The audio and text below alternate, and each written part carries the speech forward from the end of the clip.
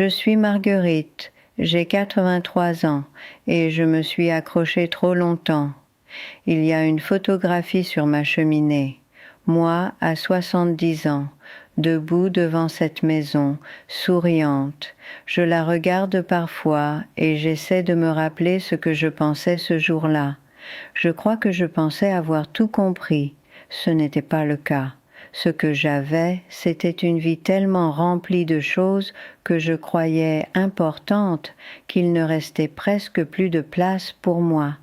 Et il m'a fallu encore une décennie et presque me perdre complètement pour comprendre que s'accrocher n'est pas toujours de la force. Parfois, c'est juste la peur sous un autre habit.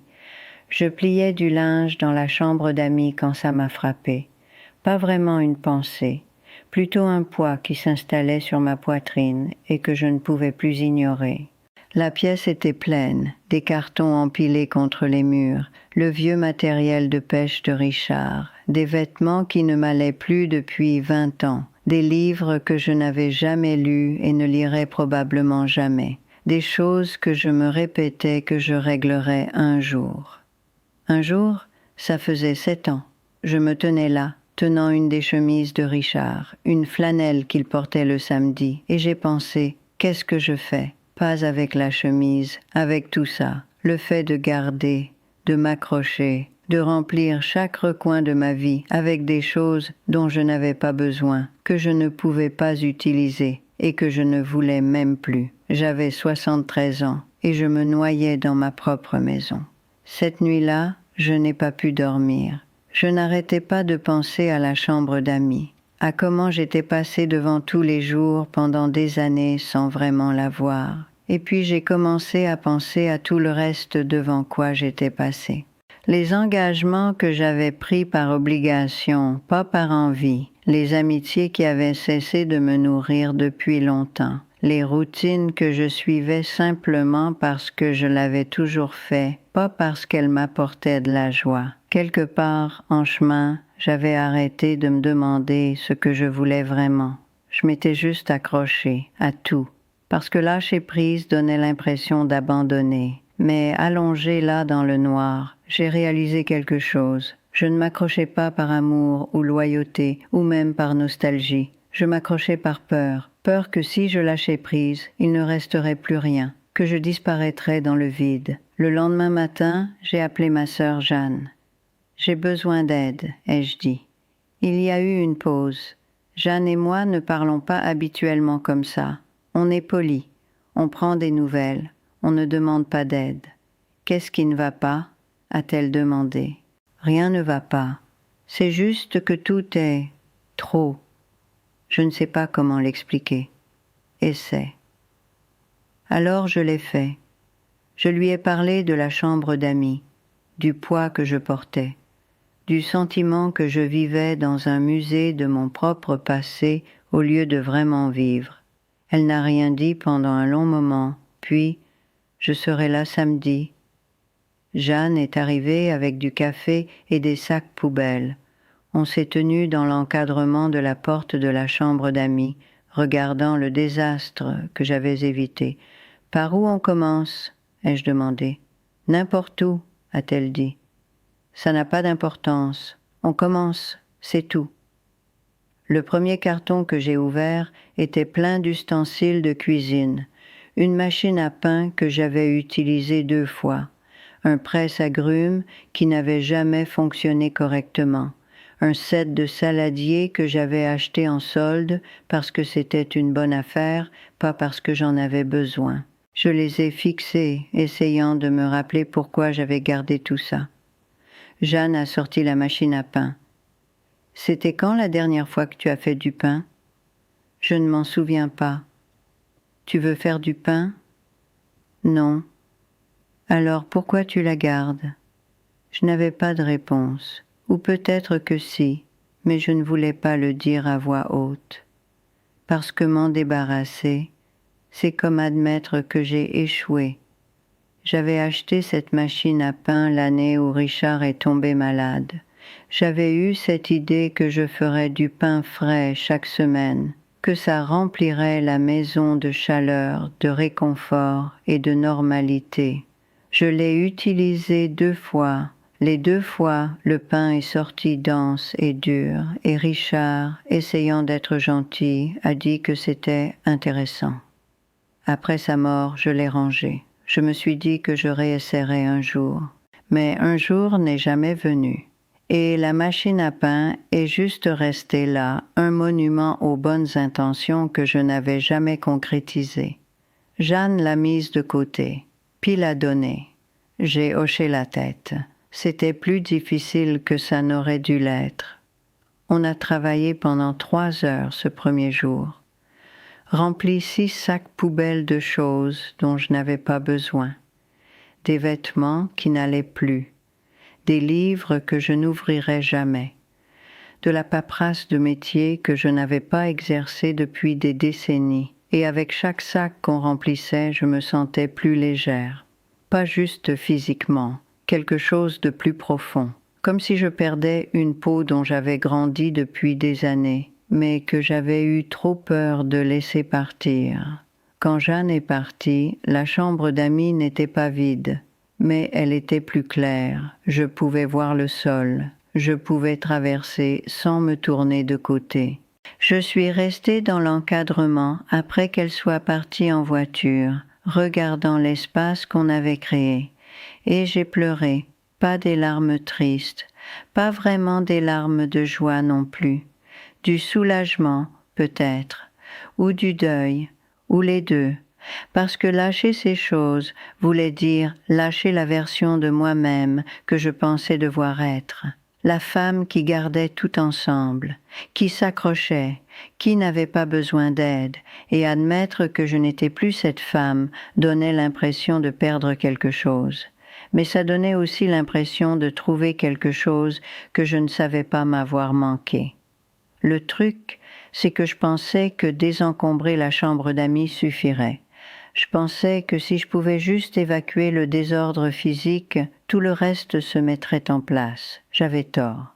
Environ 2 semaines plus tard, j'ai reçu un appel d'une femme nommée Carole. On avait été amis, ou quelque chose comme des amis, pendant près de 15 ans. On s'était rencontrés à l'église, on avait fini sur le même comité de bénévoles et on avait commencé à déjeuner ensemble 1 fois par mois. Sauf que les déjeuners avaient cessé de ressembler à de l'amitié depuis longtemps. Carole parlait, j'écoutais. Elle se plaignait de sa fille, de sa santé, de ses voisins, du temps. Et je restais assise là, hochant la tête, offrant un occasionnel « je suis désolée » ou « ça a l'air difficile ». Je ne parlais jamais de moi, elle ne demandait jamais. Mais je continuais à venir, parce que c'est ce qu'on fait. On n'abandonne pas les gens juste parce qu'ils sont difficiles. Sauf que cette fois, quand elle a appelé pour programmer notre prochain déjeuner, j'ai hésité. En fait, Carole, je ne suis pas sûre de pouvoir venir. Oh, quand ça t'arrange mieux. Je ne sais pas. J'ai juste beaucoup de choses en ce moment. Il y a eu une pause. Je pouvais sentir qu'elle attendait que je propose une alternative, que je la rassure, je ne l'ai pas fait. Eh bien, a-t-elle dit, la voix tendue, dis-moi quand tu es libre. Je le ferai. Mais je savais que je ne le ferais pas. Je me suis sentie coupable pendant des jours après cet appel, pas parce que j'avais été cruelle, je ne l'avais pas été, j'avais juste été honnête. Et l'honnêteté, j'étais en train de l'apprendre, ressemblait beaucoup à une trahison quand on avait passé toute sa vie à être accommodante. J'ai pensé à la rappeler, m'excuser, programmer le déjeuner, mais chaque fois que je prenais le téléphone, quelque chose m'arrêtait, un souvenir, d'être assise face à elle au bistrot, à l'écouter se plaindre des mêmes choses dont elle se plaignait toujours, sentant mon énergie se vider avec chaque mot. De rentrer en voiture après, épuisée, me demandant pourquoi je continuais à me faire ça. De réaliser, lentement, que ce n'était pas de l'amitié. C'était de l'obligation, et je ne voulais plus vivre comme ça. Quelques jours plus tard, Sarah a frappé à ma porte. « Emma a fait des gâteaux », a-t-elle dit, tenant un Tupperware. Enfin, j'ai fait des gâteaux. Emma a aidé. Il y a peut-être des choix de texture intéressants. J'ai ri. Entre. On s'est assise à la table de la cuisine. Emma s'est immédiatement mise à me raconter un projet de science impliquant des volcans et trop de bicarbonate de soude. Sarah avait l'air fatiguée. Elle avait toujours l'air fatiguée. « Tu vas bien ?» ai-je demandé. Elle a haussé les épaules. Comme d'habitude, le travail est chargé. Emma a 3 activités par semaine maintenant, ce que je pensais être une bonne idée à l'époque, mais qui me tue lentement. Et ma belle-mère n'arrête pas d'appeler pour demander quand on vient lui rendre visite, ce qui... Elle s'est arrêtée, a secoué la tête. Désolée, je ne suis pas venue ici pour me plaindre. Tu ne te plains pas, tu parles. On dirait que je me plains. Je l'ai observé un moment. Cette femme qui donnait tant d'elle-même à tous ceux qui l'entouraient et qui semblait croire qu'elle n'avait pas le droit d'être fatiguée. « Je peux te dire quelque chose ?» ai-je dit. Elle a hoché la tête. J'ai annulé un déjeuner avec une amie la semaine dernière, quelqu'un que je voyais depuis des années, et je ne pense pas que je vais reprogrammer. Sarah a cligné des yeux. « Pourquoi ?» Parce que ça me vidait. Chaque fois qu'on se voyait, je repartais en me sentant plus mal qu'en arrivant. Et j'ai fini par me demander pourquoi je le faisais. Tu as trouvé quoi? La culpabilité surtout. L'idée que si j'arrêtais de venir, je serais une mauvaise personne. Sarah était silencieuse. Puis, tu es une mauvaise personne? Je ne crois pas. Alors peut-être que tu es juste une personne avec des limites. Ce mot, limite. Je l'avais entendu avant, bien sûr, mais j'avais toujours pensé aux limites comme quelque chose d'égoïste, quelque chose que les gens utilisaient comme excuse pour être froid ou indifférent. Mais assise là avec Sarah, j'ai réalisé que ce n'était pas vrai. Les limites ne consistaient pas à exclure les gens. Elles consistaient à protéger l'espace dont on avait besoin pour rester entière. Après leur départ, je suis restée assise à la table de la cuisine pendant longtemps, à réfléchir. À Carole, à la chambre d'amis, à toutes les choses auxquelles je m'étais accrochée, physiques, émotionnelles, relationnelles, qui m'étouffaient lentement, et j'ai pensé, quoi d'autre est-ce que je porte dont je n'ai pas besoin? La réponse, je commençais à le réaliser, c'était beaucoup. Le problème n'était pas seulement les affaires dans la chambre d'amis ou les amitiés qui avaient fait leur temps. C'était plus profond que ça. J'avais passé 73 ans à croire que s'accrocher était ce que faisaient les bonnes personnes, que la loyauté voulait dire ne jamais lâcher prise, que la force voulait dire tout porter, peu importe le poids. Et j'avais eu tort. Parce que s'accrocher à tout voulait dire que je n'avais plus de place pour les choses qui comptaient vraiment, pour le repos, pour la joie, pour les gens qui me remplissaient au lieu de me vider. J'avais été tellement occupée à m'accrocher que j'avais oublié comment lâcher prise. Ce soir-là, j'ai fait une liste, pas de choses à garder, de choses à libérer. Ça a commencé petit, la machine à pain, les cartons dans la chambre d'amis, les déjeuners qui me laissaient épuisée, mais ensuite ça a grandi. La culpabilité que je portais de ne pas avoir été une mère plus chaleureuse, le ressentiment auquel je m'accrochais pour 100 petites blessures, la croyance que je devais être tout pour tout le monde, tout le temps. Je ne savais pas comment lâcher tout ça. Pas encore. Mais je commençais à comprendre que je devais essayer, parce que la vérité, la chose que j'avais évitée pendant des années, était celle-ci. J'avais été tellement concentrée sur le fait de ne pas perdre les choses que je m'étais perdue moi-même. Et si je voulais que le reste de ma vie ressemble à de la vie au lieu de simplement endurer, je devais commencer à lâcher prise, pas tout d'un coup, pas parfaitement, mais une chose à la fois. Le téléphone a sonné un mardi matin. Je lavais ma tasse de café, regardant la mangeoire à oiseaux que j'avais enfin pensé à remplir. C'était Léa. « Maman, j'ai besoin de te demander quelque chose. » Mon estomac s'est serré. Les « quelque chose » de Léa n'étaient jamais petits. « Qu'est-ce qu'il y a ?» Le repas de Noël. Je sais qu'on le fait habituellement chez toi, mais... Bien sûr, ai-je dit, avant qu'elle puisse finir. Comme d'habitude. Il y a eu une pause. Maman, tu ne m'as pas laissé finir. Excuse-moi. Qu'est-ce que tu allais dire? J'allais demander si on pouvait le faire chez moi cette année. Je sais que c'est la tradition de le faire chez toi, mais avec tout ce qui se passe, je me suis dit que peut-être... Non, non, c'est bon, on le fait ici, ça ne me dérange pas.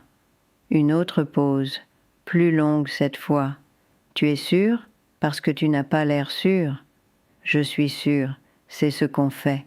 Après avoir accroché, je suis restée dans la cuisine, fixant le calendrier sur le mur. Noël était dans 6 semaines. 6 semaines pour nettoyer la maison de fond en comble, pour planifier le menu, pour cuisiner pour 12 personnes dans une cuisine qui semblait plus petite chaque année, pour faire semblant d'avoir l'énergie que j'avais avant. Je me suis assise à la table, soudainement épuisée. Pourquoi j'ai dit oui? La vérité, c'est que j'accueillais le repas de Noël depuis 40 ans. Ça avait commencé quand les enfants étaient petits, quand Richard et moi avions la plus grande maison et que ça avait du sens que tout le monde vienne chez nous. À l'époque, j'adorais ça. Le chaos, le bruit, le sentiment d'être nécessaire.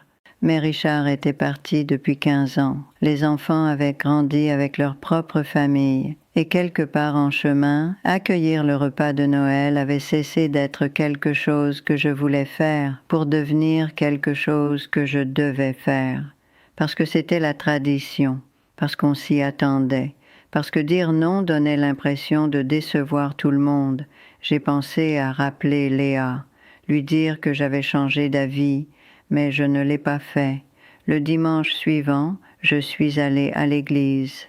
Je n'y vais plus aussi souvent qu'avant. La messe du matin fait mal à mes genoux et celle de l'après-midi dure trop longtemps. Mais parfois, j'y vais quand même, juste pour être entourée de gens. Après la messe, j'ai croisé Hélène. On se connaît depuis des années, pas des amis proches, mais amicales. On bavarde généralement quelques minutes sur le parking avant de partir chacune de notre côté. « Marguerite, comment allez-vous ? » « Je vais bien, et vous ? » « Oh, occupée, vous savez ce que c'est. » Elle a baissé la voix. « J'ai entendu dire que vous receviez encore pour Noël 12 personnes, paraît-il. » J'ai hoché la tête. « Vous êtes une sainte. Moi, je ne pourrai jamais. J'ai dit à mes enfants il y a des années que s'ils veulent un grand repas de famille, ils n'ont qu'à le faire eux-mêmes. » Elle a ri. La vie est trop courte pour la passer à cuisiner pour des gens qui n'aideront même pas à faire la vaisselle. Elle l'a dit légèrement, comme une blague. Mais quelque chose là-dedans m'a frappé fort. La vie est trop courte. J'ai pensé à ça toute la semaine, au Noël que j'avais organisé. Les heures que j'avais passées à cuisiner, nettoyer, rendre tout parfait. L'épuisement que je ressentais après, quand tout le monde rentrait chez soi et que je me retrouvais avec un évier plein de vaisselle et une maison qui sentait la dinde. Je m'étais dit que ça valait le coup, que c'était ce que voulait dire la famille, qu'être la matriarche, celle qui tenait tout le monde ensemble, était mon rôle. Mais était-ce le cas? Ou est-ce que je le faisais juste parce que je l'avais toujours fait, et qu'arrêter donnait l'impression d'admettre que je ne pouvais plus suivre? J'ai essayé de laisser tomber. Je me suis dit que je réfléchissais trop. Mais 3 jours plus tard, David a appelé. « Salut maman. Léa m'a dit que le repas de Noël est encore chez toi. » C'est exact. Tu es sûre d'être à la hauteur? Parce que si c'est trop, on pourrait... Je vais bien, David. Je dis juste que tu n'as pas à tout faire toute seule. On pourrait apporter plus de plats. Ou on pourrait aller au restaurant. Un restaurant. L'idée m'a donné envie de rire et de pleurer en même temps. C'est Noël, David. On ne fait pas le repas de Noël au restaurant. D'accord, je voulais juste proposer. Après qu'il ait raccroché, je suis restée là, tenant le téléphone, sentant quelque chose de chaud et d'aigu monter dans ma poitrine. Il avait proposé d'aider. Il m'avait donné une porte de sortie, et je l'avais repoussée. Pourquoi ? Parce qu'une partie de moi, celle que je ne voulais pas regarder de trop près, avait besoin qu'on ait besoin de moi. Organiser le repas de Noël n'était pas pour eux, c'était pour moi, pour prouver que je comptais encore, que j'étais encore capable, que je n'étais pas devenue insignifiante, même si ça me tuait. Cette nuit-là, j'ai à peine dormi. Je n'arrêtais pas de penser à quelque chose qui s'était passé il y a longtemps. L'été 1974, Arthur m'avait posé une question. On était assis près de la rivière. Je ne me souviens même plus pourquoi on était là. Et il a dit « Qu'est-ce que tu veux, Marguerite ? Pas ce que tu penses devoir vouloir. Ce que tu veux vraiment ?» Je n'avais pas de réponse. Je n'y avais jamais pensé comme ça. Et quand je n'ai pas répondu, il a dit « Tu vas passer toute ta vie à faire ce que les autres attendent, n'est-ce pas ?» J'avais été en colère contre lui pour ça, sur la défensive. Mais il avait raison. Le lendemain matin, j'ai rappelé Léa. « À propos du repas de Noël, ai-je dit. « Oui, je crois. Je crois qu'on devrait peut-être le faire chez toi cette année. » Silence. « Maman, tu es sûre ? Je ne veux pas que tu aies l'impression que... » « Je suis sûre. J'ai reçu pendant 40 ans. C'est l'heure que quelqu'un d'autre prenne le relais. » « D'accord. Si c'est ce que tu veux. C'est ce que je veux. » Mais après avoir raccroché, je me suis sentie horrible. Pas soulagée, pas plus légère. Juste coupable. Comme si j'avais échoué à un test dont j'ignorais l'existence. J'ai continué à attendre que quelqu'un appelle pour me dire que je faisais une erreur, que Noël ne serait pas pareil sans moi, que je décevais tout le monde. Personne n'a appelé. Une semaine a passé, puis 2. Noël approchait. Léa a envoyé un email avec le menu demandant à chacun d'apporter quelque chose.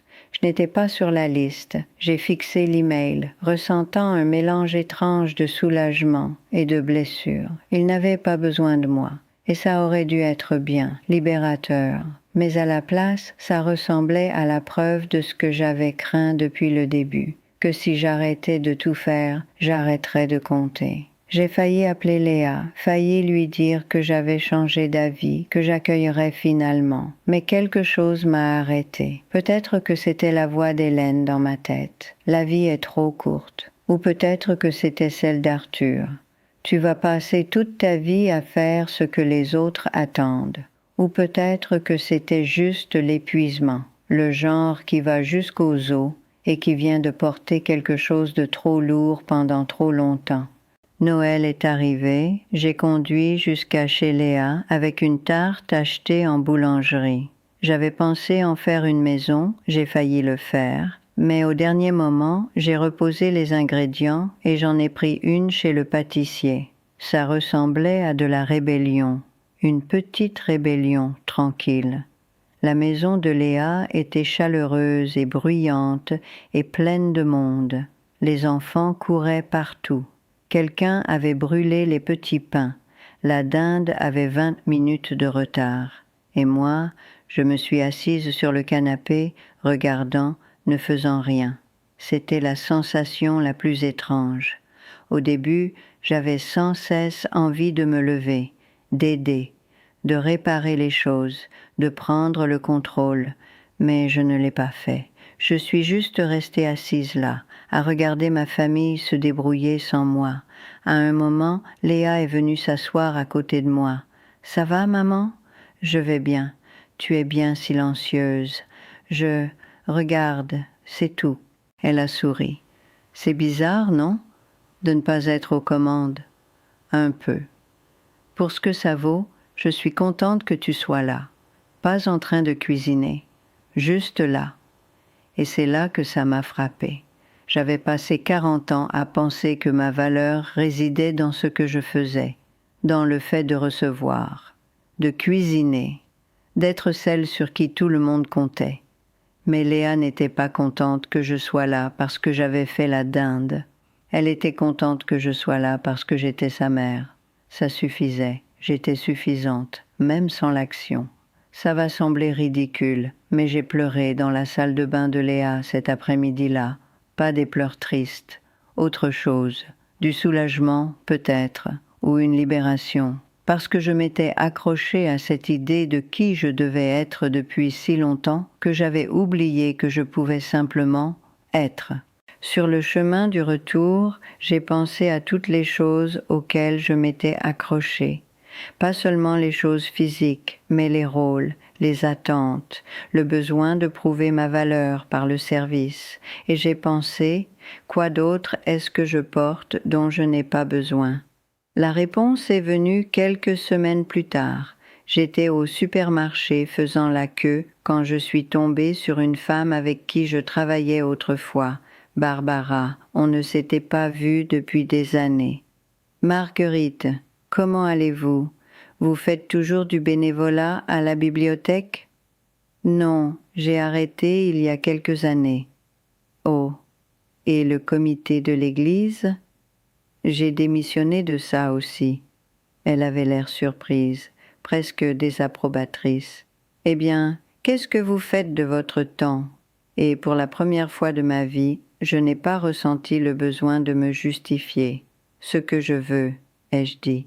C'était un si petit moment, mais il semblait énorme, parce que j'avais passé toute ma vie à me définir par ce que je faisais pour les autres, par les rôles que je remplissais, les comités où je servais, les dîners que j'organisais, et quand ces choses disparaissaient, j'avais été terrifiée qu'il ne reste plus rien. Mais il restait quelque chose, il y avait moi, pas la moi que je pensais devoir être, pas la moi dont les autres avaient besoin que je sois, juste moi, et ça suffisait. J'ai pensé à cette conversation pendant des jours, à la facilité avec laquelle j'avais dit « ce que je veux », comme si vouloir des choses pour moi n'était pas égoïste ou indulgent ou mal, comme si ma vie, mon temps, mon énergie, mes choix m'appartenaient. C'est là que j'ai vraiment commencé à regarder ce à quoi je m'accrochais encore. Pas juste les choses physiques ou les obligations sociales, mais les croyances, les histoires que je me racontais sur qui je devais être, la croyance que dire non faisait de moi quelqu'un d'égoïste, la croyance que me reposer voulait dire que j'étais paresseuse, la croyance que si je n'étais pas utile, je n'avais pas de valeur. Et lentement, prudemment, j'ai commencé à lâcher ça aussi. Ce n'était pas facile. Certains jours, la culpabilité revenait si fort que je pouvais à peine respirer. Mais je revenais sans cesse à ce moment sur le canapé de Léa, à la réalisation que je n'avais pas à gagner ma place. Je l'avais déjà, pas à cause de ce que je faisais, mais à cause de qui j'étais. Sarah a remarqué le changement avant moi. On ramenait Emma de l'école à pied un après-midi quand elle a dit « Vous semblez différente ces derniers temps. » Différente comment? Je ne sais pas. Plus légère, peut-être, comme si vous ne portiez plus autant de choses. J'ai souri. C'est vrai. Qu'est-ce qui a changé? J'ai réfléchi. À la chambre d'amis, au repas de Noël, à toutes les petites façons tranquilles dont j'avais lâché prise. J'ai arrêté d'essayer d'être tout, ai-je dit. Sarah a hoché la tête lentement. Ça fait quoi? Terrifiant, ai-je dit, et merveilleux, parce que c'est ça le truc avec lâcher prise. Au début, ça ne ressemble pas à la liberté, ça ressemble à tomber, à perdre sa prise sur quelque chose de solide et à basculer dans le vide. Mais ensuite on réalise, on ne tombe pas, on atterrit sur quelque chose de plus doux, de plus vrai, sur soi-même. Je nettoyais le placard en janvier quand je l'ai trouvé, une petite boîte en bois, poussée au fond de l'étagère du haut. Je ne me souvenais pas l'avoir mise là. Je l'ai descendue, me suis assise au bord du lit et je l'ai ouverte. Des lettres, quelques photographies, une fleur pressée qui avait perdu ses couleurs depuis longtemps et une carte postale de 1974, la rivière, celle où Arthur et moi avions l'habitude de nous promener. Au dos de son écriture, tu mérites de te choisir toi-même. Ah, j'avais oublié que je l'avais gardée. Ou peut-être que j'avais juste arrêté de regarder. Je suis restée assise là longtemps, tenant cette carte postale, sentant quelque chose d'ancien et d'aigu traverser ma poitrine. Pas vraiment de la douleur, pas vraiment du désir. Quelque chose de plus proche du deuil pour une version de moi-même que je n'avais jamais laissé exister. J'avais choisi la sécurité, choisi Richard, choisi la vie qui avait du sens, et j'avais passé 50 ans à me dire que c'était le bon choix. Mais assise là, tenant les mots d'Arthur, j'ai réalisé quelque chose. Je ne m'étais jamais pardonné de m'être posé la question. Cette nuit-là, je n'ai pas pu dormir. Je n'arrêtais pas de penser à toutes les versions de moi-même que je n'étais jamais devenue, celles que j'avais abandonnées, un petit compromis à la fois. La femme qui reprenait ses études, celle qui voyageait, celle qui demandait ce qu'elle voulait au lieu de se contenter de ce qu'on lui offrait. Je m'étais dit que ces choses n'avaient pas d'importance, que les vouloir étaient puérils, égoïstes. Mais la vérité était plus simple et plus dure. J'avais porté ces possibilités perdues comme des pierres dans mes poches pendant des décennies, et elles me pesaient encore. Le lendemain matin, Emma et moi étions assises sur mon perron. Elle était venue après l'école avec une boîte de crayons de couleur et une pile de papier, déterminée à dessiner tous les oiseaux du monde entier. Elle travaillait sur un cardinal quand elle m'a regardée. « Madame Marguerite, vous avez parfois envie d'être quelqu'un d'autre ?» J'ai cligné des yeux. « Qu'est-ce qui te fait demander ça ?»« Je sais pas. Parfois, je pense à devenir scientifique, ou peut-être danseuse, et j'arrive pas à décider ce que je veux être quand je serai grande. »« Tu n'as pas encore à décider. »« Mais si je choisis mal ?» Je l'ai regardée. Cette petite personne avec toute sa vie devant elle, déjà effrayée de faire le mauvais choix. « Je peux te dire quelque chose ?» ai-je dit. Elle a hoché la tête. Quand j'étais plus jeune, je pensais qu'il y avait une bonne façon de vivre, un chemin correct. Et j'ai passé tellement de temps à essayer de le suivre que j'ai oublié de me demander si c'était ce que je voulais vraiment. Vous avez mal choisi ? Je ne sais pas. J'ai choisi ce qui semblait sûr. Et c'était une bonne vie. Mais parfois je me demande quels autres chemins je n'ai pas pris. Emma a réfléchi. Vous auriez voulu les prendre ? Parfois, mais j'apprends que souhaiter ne change rien. Tout ce que ça fait, c'est empêcher d'être ici. Elle est retournée à son dessin. Je suis restée assise là, laissant mes propres mots se poser. Souhaiter ne change rien. Combien de ma vie avais-je passé à souhaiter, à regretter, à regarder en arrière au lieu d'en avant ? Combien d'énergie avais-je gaspillé sur la femme que j'aurais pu être au lieu d'accepter celle que j'étais ? Quelques jours plus tard, j'ai fait quelque chose que je n'avais pas fait depuis des années. Je suis allée à la rivière, la même que sur cette carte postale. Elle n'est qu'à 20 minutes de chez moi, mais je n'y étais pas retournée depuis la mort de Richard. Peut-être plus longtemps. Il faisait froid, le vent de janvier venant de l'eau traversant mon manteau. Je me suis assise sur un banc, regardant le courant bouger. Et j'ai pensé à Arthur, au choix que j'avais fait, à la vie que je n'avais pas vécue. Pendant si longtemps, je m'étais dit que j'avais pris la bonne décision, que choisir la stabilité plutôt que l'incertitude était mature, responsable. Mais assise là, j'ai réalisé quelque chose. Ce n'était pas une question de bien ou de mal, c'était juste un choix, un parmi des milliers que j'avais fait, et il m'avait mené ici, sur ce banc. À ce moment, et peut-être que ça suffisait. J'ai sorti la carte postale, je l'ai relue. Tu mérites de te choisir toi-même. Il avait eu raison, je méritais ça. Mais j'avais passé 50 ans à penser que me choisir moi-même voulait dire le choisir lui. choisir la vie qu'il représentait. Je n'avais jamais réalisé que je pouvais me choisir moi-même, ici même, maintenant, dans la vie que j'avais déjà. J'ai déchiré la carte postale en deux, pas par colère, pas même par tristesse, juste libération. J'ai laissé les morceaux tomber dans la rivière et je les ai regardés s'éloigner. C'était comme lâcher une conversation que j'avais eue avec moi-même pendant un demi-siècle. Une conversation sur les chemins non empruntés, les vies non vécues, les choix qu'on ne pouvait pas défaire. Je n'avais plus besoin d'avoir cette conversation.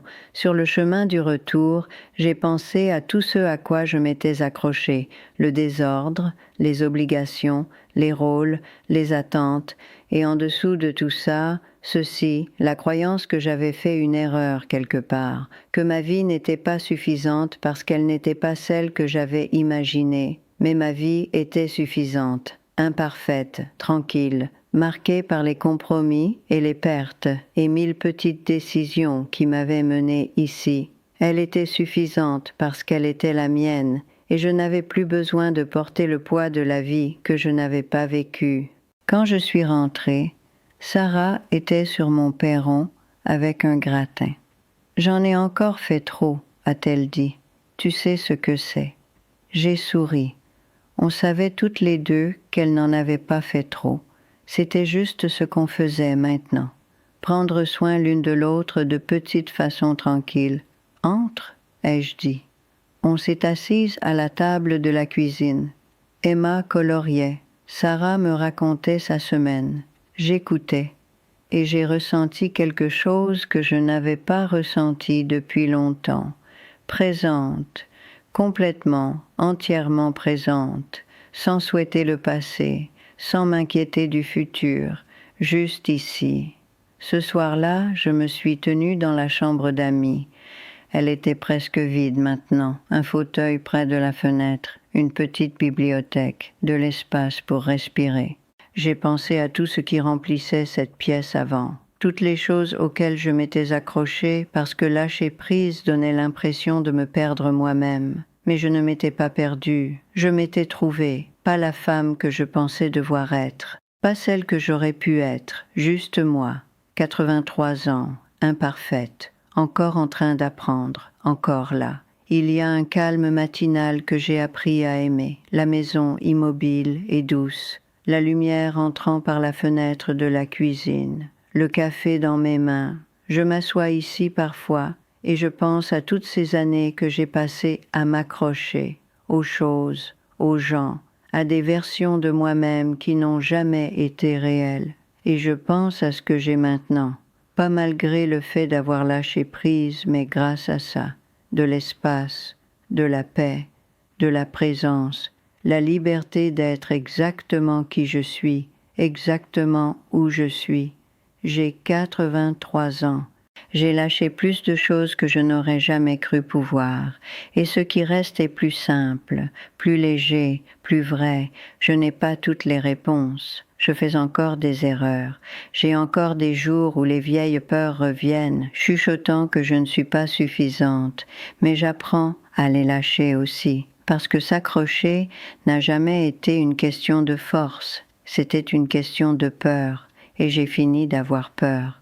Si vous vous accrochez à quelque chose, une relation, un rôle, une version de vous-même qui ne convient plus, je comprends. Lâcher prise est terrifiant. On a l'impression de tout perdre. Mais ce que j'ai trouvé de l'autre côté de toute cette libération, c'est quelque chose que je n'attendais pas.